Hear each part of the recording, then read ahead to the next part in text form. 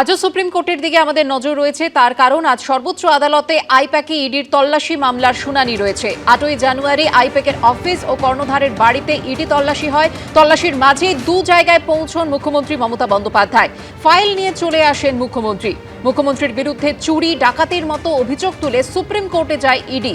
ইডির কাছ থেকে অনুমতি নিয়েই ফাইল ও ডিভাইস নিয়ে আসেন মুখ্যমন্ত্রী। সুপ্রিম কোর্টে পাল্টা হলফনামায় দাবি করেন মমতা বন্দ্যোপাধ্যায়। হলফনামার জবাব দেওয়ার জন্য সময় চেয়েছিল ইডি।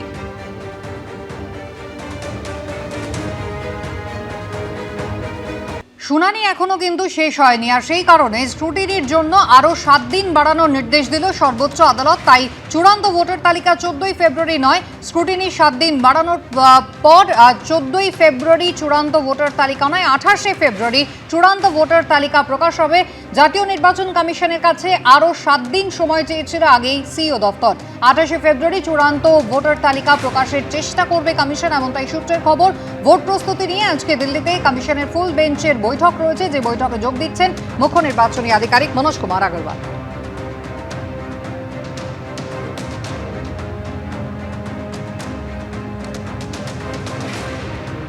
এবার আপনাদের শোনাবো ঘণ্টাখানেক সঙ্গে সমান অনুষ্ঠানে এসে আইনজীবী জয়ন্ত নারায়ণ চট্টোপাধ্যায়ের মন্তব্য, রাজ্য নির্বাচন কমিশন উভয়ের বক্তব্যেই মান্যতা থাকলো, মাইক্রো অবজারভারদের আর কোনো গুরুত্ব থাকলো না। রাজ্য সরকার যে 8,500 অফিসারের তালিকা দিয়েছে, আগে দিলে সেটা সুষ্ঠুভাবে সমাধান হতো। রাজ্য এবং নির্বাচন কমিশন উভয়ের বক্তব্যেই মান্যতা থাকলো। অনেকটা তুমি বলতে পারো একটা রিকনসিলিয়েশন টাইপের, উভয়েই খুশি, কেউ হারলো না কেউ জিতলো না। মাইক্রো অবজারভারদের আর কোনো গুরুত্ব থাকলো না। ইআরও তারাই সিদ্ধান্ত নেবার ক্ষেত্রে চূড়ান্ত অধিকারী থাকলেন, এই দাবিতেই কিন্তু মাননীয় মুখ্যমন্ত্রী সুপ্রিম কোর্টে গিয়েছিলেন। এটা মেনে নিতেই হবে। পাশাপাশি লজিক্যাল ডিসক্রিপেন্সি নিয়েও একটা কথা উঠেছিল।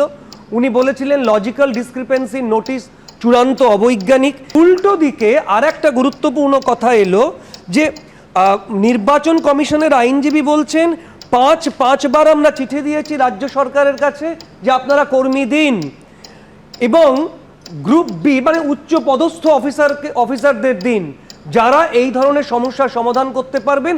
অঙ্গনওয়াড়ি কর্মী দিয়ে এই সমস্যার সমাধান করা সম্ভব নয় একদম। এবং আজকে এ প্রসঙ্গ উঠে এলো যে রাজ্য চাইলে এই তালিকা 8,500 জনের তালিকা গেছে, তুমি নিজেও দেখালে, রাজ্য চাইলে এটা আগেই দিতে পারত এবং আগে দিলে সুষ্ঠুভাবে সমাধান করা যেত। আরও একটা কথা আমাকে বলতে হবে, যেভাবে গন্ডগোল তৈরি হয়েছে, আমি নিজে মনে করি কোথাও গন্ডগোলটা তৈরি করা হয়েছে, কারণ একটি রাজনৈতিক দল তারা হয়তো চাইছিলেন না যে এসআইআরটা হোক। 3 সপ্তাহ আগে সুপ্রিম কোর্টকে নির্দেশ দেওয়ার কোনো দরকারই ছিল না, কারণ সংবিধান অনুসারে law and order state subject এবং সেটা মেনটেন করার দায়িত্ব পুলিশের, এবং ডিজি পুলিশের সর্বোচ্চ পদাধিকারী। অতএব সুপ্রিম কোর্ট যে নির্দেশটা দিয়েছিল সেটা দেওয়ারই দরকার ছিল না, ডিজিপির আগে করা উচিত ছিল। অর্থাৎ রুটিন কাজ, আপনি বলছেন রুটিন কাজটাই করা হয়নি।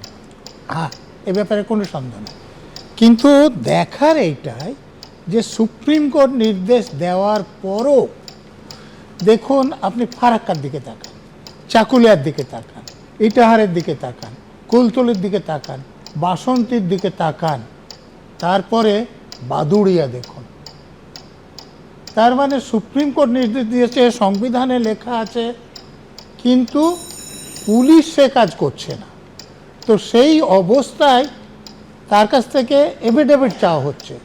আমি বলবো সুপ্রিম কোর্টের উচিত ছিল এটা রাজ্যের পুলিশ মন্ত্রীকে এফিডেভিট দিতে বলা, কারণ আইনত ডিজিপি মানে অপারেশনাল ইন্ডিপেন্ডেন্স থাকলেও এ রাজ্যে প্রশাসন এমন হয়েছে যে পুলিশের লোকেরাও পুলিশ মন্ত্রী যা বলেন তার বাইরে কিছু করতে পারেন না।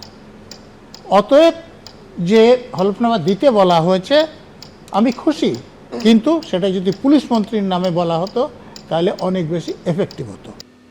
মাইক্রো অবজারভার নিয়ে একাধিক অভিযোগ জানিয়েছিলেন গত বুধবার মমতা বন্দ্যোপাধ্যায় নিজে যখন শুনানিতে উপস্থিত ছিলেন। আর সেই মাইক্রো অবজারভার নিয়ে এবার বড়সড় স্বস্তি পেল রাজ্য সরকার, কারণ মাইক্রো অবজারভার নয়, চূড়ান্ত সিদ্ধান্ত নিতে পারবেন ইআরওরাই। এসআইআর মামলায় এমনটাই নির্দেশ দিল সুপ্রিম কোর্টের প্রধান বিচারপতির বেঞ্চ।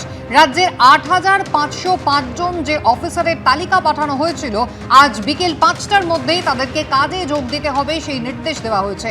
চূড়ান্ত সিদ্ধান্ত ইআরওরাই নিতে পারবেন এবং ইআরও ও এইআরওদের সাহায্যকারী হিসেবে মাইক্রো অবজারভাররা থাকবেন, যারা শুধু মতামত দিতে পারবেন, কিন্তু চূড়ান্ত সিদ্ধান্ত নেওয়ার ক্ষমতা তাদের নেই। নাম বাদ নিয়ে চূড়ান্ত কোনো সিদ্ধান্ত তারা নিতে পারবেন না। এসআইআর মামলায় সুপ্রিম কোর্টের নির্দেশ। বুধবারের শুনানিতে মাইক্রো অবজারভার নিয়োগ নিয়ে কিন্তু আপত্তি তুলেছিলেন মমতা বন্দ্যোপাধ্যায়, যেখানে বিজেপি শাসিত রাজ্য থেকে মাইক্রো অবজারভার নিয়োগ করা হচ্ছে, এআই ব্যবহার করে তারা বৈধ ভোটারদের নাম কেটে দিচ্ছে উদ্দেশ্য প্রণোদিতভাবে, এমনটাই ছিল তাঁর অভিযোগ।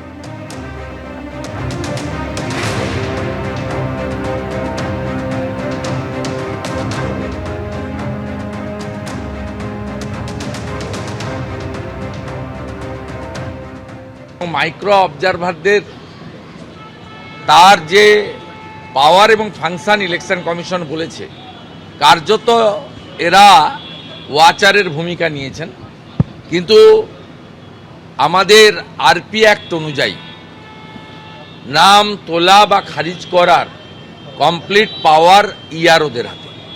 দুটো কলম থাকে, তিনটে কলম থাকে না, অ্যাকসেপ্ট অবলিক রিজেক্ট।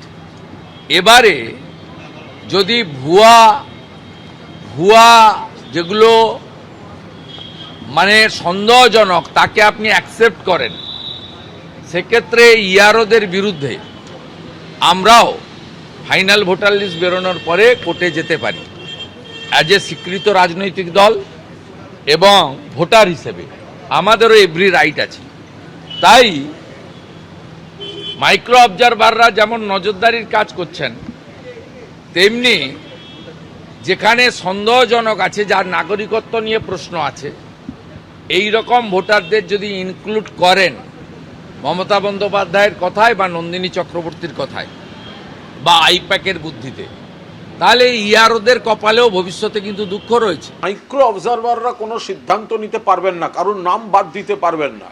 এটা তো প্রথম থেকে মমতা বন্দ্যোপাধ্যায় বলেছেন, প্রথম থেকে সর্বভারতীয় তৃণমূল কংগ্রেস বলেছে, আজকে সুপ্রিম কোর্ট সেইটাই বলছেন। অর্থাৎ মাননীয় মমতা বন্দ্যোপাধ্যায় মানুষের অধিকার রক্ষার স্বার্থে যে পয়েন্টগুলিতে সুপ্রিম কোর্টের দৃষ্টি আকর্ষণ করেছিলেন, যেগুলির উত্তর নির্বাচন কমিশন দিতে পারছিল না বা দিতে চাইছিল না, সুপ্রিম কোর্ট মূলত সেই পয়েন্টগুলিকে মান্যতা দিয়েছে। এবিপি আনন্দ, এগিয়ে থাকে, এগিয়ে রাখে।